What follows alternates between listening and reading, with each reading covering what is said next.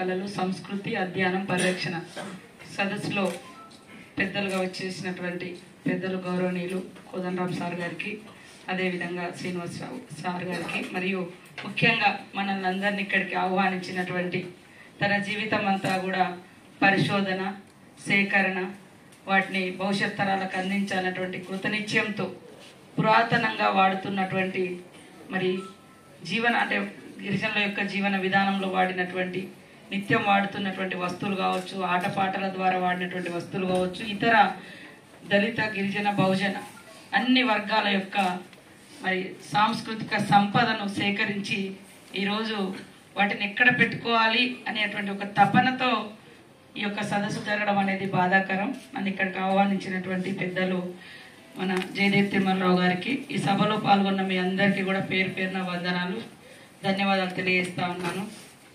తెలంగాణ ఉద్యమము ఆధిపత్యానికి వ్యతిరేకంగా ఆత్మగౌరవం కోసం, ఆత్మగౌరవం అనే పదం కూడా మరి మనం మాట్లాడిన మాటల మీద జరిగినటువంటి వ్యంగ్యంగా రాసినటువంటి రాతల గురించి కావచ్చు, మాట్లాడిన మాటల గురించి కావచ్చు, లేదా మన ఆటపాటలను తక్కువ చేసిన విధానం గురించి కావచ్చు, మనం ఒక వస్తువు గురించి ఈ వాడినటువంటి పదాల గురించి కావచ్చు, ముఖ్యంగా సాంస్కృతిక యుద్ధం కూడా ఒక డిఫరెంట్గానే ఆనాడు మా భాష ఇట్లుంటుంది, మా వేషం ఇట్లుంటుంది, మేము వాడే వస్తువులు ఇట్లుంటాయని మనము అంటే ఆ పునాదుల మీదనే ఉద్యమం ఎక్కువ ఉధృతమైంది.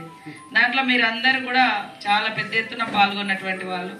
10 సంవత్సరాలు మొదటి దశ ఉద్యమం తెలంగాణ ప్రాంత ప్రభుత్వం అని చెప్పుకున్నప్పటికీ కూడా ఇలాంటి కళలకు, వాస్తవంగా వారసత్వ సంపదకు, సాంస్కృతిక సంపదకు ఒక మోక్షం అనేది, అంటే ఇంత పెద్ద ప్రపంచంలో ఒక చిన్న మ్యూజియాన్ని కూడా మనం ఏర్పాటు చేసుకోకపోవడం అనేది నిజంగా చాలా బాధాకరం. అట్లాంటి పరిస్థితులు అంటే ఎవరు కూడా ఎక్స్పెక్ట్ చేసి ఉండం మనం. ఎందుకంటే ఖచ్చితంగా మనం తెచ్చుకునేదే మన కళలు, సంస్కృతి, సంపద, మన హక్కులు, ఆత్మగౌరవం, ఇవన్నిటి కోసమే మనం తెచ్చుకున్నాం తెలంగాణ. కానీ ఈ క్రమంలో పెద్దలు వారిని చూసినప్పుడు నాకు కూడా బాధ అనిపించింది. అంటే నాలాంటి వాళ్ళ దగ్గరికి వచ్చి ఇలాంటిది అడగడం అనేది, వాటికి ఎప్పుడో గుర్తింపు రావాలి. ఇది రాష్ట్ర సంపద, వారసత్వం, ఇది భవిష్యత్ తరాలకు మనం అందించేటువంటి గొప్ప సాంస్కృతిక మరి చరిత్ర. ఇది మనం వాళ్ళకు అందించాల్సిన బాధ్యత ఖచ్చితంగా మా మీద, మీలాంటి పరిశోధకుల మీద, మరి సంస్కృతిని, ఆచారాలను పరిరక్షించాలని పరితపించేటువంటి మహనీయుల మీద, అందరి మీద కూడా ఈ యొక్క బాధ్యత ఉంది. కానీ బాధ ఏంటంటే చిన్న చిన్న రూములలో వేసి వాటిని మూటగట్టి పెట్టడం. మనం వేరే ప్రాంతాల్లో పోతే అది అంత గొప్ప ఐటమ్ అనిపించకపోవచ్చు, కానీ వాళ్ళు చాలా గొప్పగా ప్రిజర్వ్ చేసి అంటే చూపిస్తా ఉన్నారు.